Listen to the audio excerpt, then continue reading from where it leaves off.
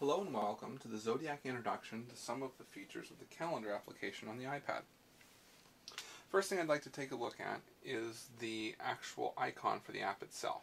You can say it says Tuesday the 11th, and we have our time up here, which is a neat feature because you can easily find out the time and date just by glancing at the home screen of your iPad. Go ahead and touch that app to open it up. Now, we've opened the app up in month view here, and you can see we have a few different views at the top that we can choose from. We can go to the list view, back to the month view, the week view, or the day view.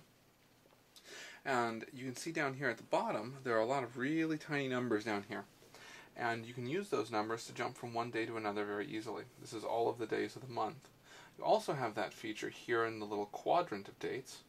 You can jump from one day to another here as well. In the week view, those become different weeks you can jump to. In the month view, they become different months, or at the very end, you can jump to the next year. And down here at the bottom left, we have a Today button, so no matter where you are, you can jump straight back to Today. Now, to add an event, you have a couple of options. You can go ahead and just hit the plus button here at the bottom, and this will put the event on Today. Or, if you want to add it in the future and you don't want to flip the date up, you can always go to, let's say, the 4th of next month and double touch. This will bring us to that day, and now we can hit the plus button, and you'll see the date will be on the 4th. I'm going to go ahead and create an event here called Test, and I'm going to make it in Vista. If we touch on Start and End, we have the option now to change the date if we would like, change the time it starts. I don't want it to start that late. I like my meetings early. Let's put it at 2 o'clock. We can change when it ends. I also like my meetings to be short. Let's make it 20 minutes long. And I don't want it to be an all-day meeting. So we're going to go ahead and hit Done.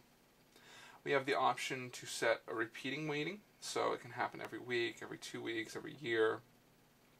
It's just going to be a one-time event for me. We can invite people, but I don't want to. We have the option to alert ourselves 5 minutes before it starts, or a day before, or 2 days before on the date of the event. Here with Calendar, we can select if we want to just put it on our iPad, if we would like to sync it with our email so that it is on our email calendar, and that would sync with a cell phone as well, and on the iPad, or any other calendars you may have entered. I'm going to put it on my email calendar. You can change your availability for the meeting. Then you can add notes. When you're all done, you're happy with all the data you've entered, go ahead and select Done. You can see this meeting shows up on the day now. And if I actually touch on this, I get the window that shows me all the details about the event, and I can also edit it from here. So let's repeat the event every 2 weeks. And I can go ahead and hit Done. And that'll save it. If I go back to the month view, I can now see I have every 2 weeks a test. And also from within the month view, I can select the event and get some details about it here on a little small window that shows the title, the location, my alert settings, and my notes. I can also select Edit here, and I can come down and delete the event. And I can delete all future events or delete the event itself. So that it deleted the event and all the ones in the future. Go back to today.